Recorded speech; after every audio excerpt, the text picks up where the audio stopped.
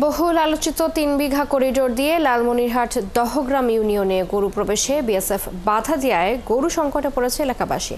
তাই সাধ্য থাকলেও কোরবানির ঈদে গরু পাচ্ছে না ২০,০০০ মানুষ।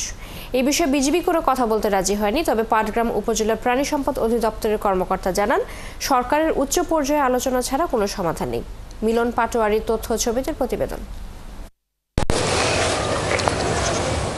চারদিকে ভারতের তারকাটা বেড়া, মাঝখানে বাংলাদেশের ভূখণ্ড লালমনিরহাট পাটগ্রামের আলোচিত দহগ্রাম ইউনিয়ন। এখানকার ২০,০০০ মানুষের বাংলাদেশের সাথে যাতায়াতের একমাত্র পথ ৩ বিঘা করিডোর। ১৯৯৬ সালের ২৬ জুন তৎকালীন বাংলাদেশের প্রধানমন্ত্রী বেগম খালেদা জিয়া ভারত সরকারের সাথে কথা বলে করিডোরটি খুলে দেওয়ার ব্যবস্থা করেন। তবে করিডোর খুলে দেয়া হলেও এটি নিয়ন্ত্রণ করছে ভারতীয় সীমান্তরক্ষী বাহিনী BSF. Colour expert, George sap এবং মাইল্ড অন হ্যান্ডস টেকনোলজি সমৃদ্ধ অরিক্স ক্রিস্টাল ওয়াশ আপনার লন্ড্রি এক্সপার্ট।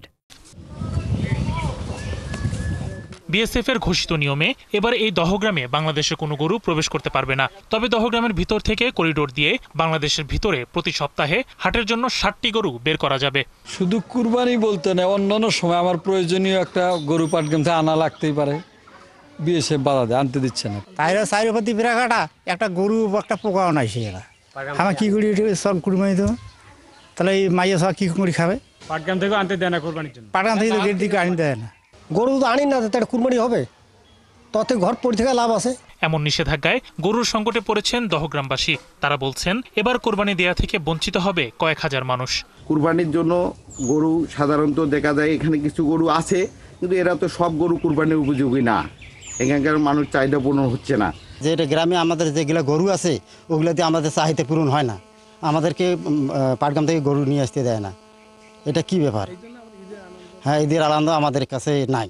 এ বিষয়ে কথা বলতে রাজি হননি বিজিবি কর্মকর্তারা। তবে পাটগ্রাম উপজেলা প্রাণী সম্পদ অধিদপ্তরের কর্মকর্তা জানান, বিষয়টি সরকারের উচ্চ পর্যায় থেকে সমাধান ছাড়া কোনো উপায় নেই। বিজিবি পাটগ্রাম থেকে দহগ্রামে কোনো গরু ঢুকতে দিচ্ছে না। তো যদি আমাদের খামারিগণ বিজিবির এবং স্থানীয় প্রশাসনের সাথে কথা বলে অনুমতি দিতে পারেন, তাহলে তো এটা সম্ভব হবে। দহগ্রাম ইউনিয়নে ২০,০০০ মানুষের মধ্যে ১৯,৬০০ জন রয়েছেন মুসলমান ও বাকি ৪০০ জন অন্যান্য ধর্মাবলম্বী। তাই নিষেধাজ্ঞার বিষয়টি সরকারের উচ্চ পর্যায়ে বৈঠকের মাধ্যমে দ্রুত সমাধানের দাবি দহগ্রামবাসীর। শরীফ আজাদ প্রীতম, ৭১।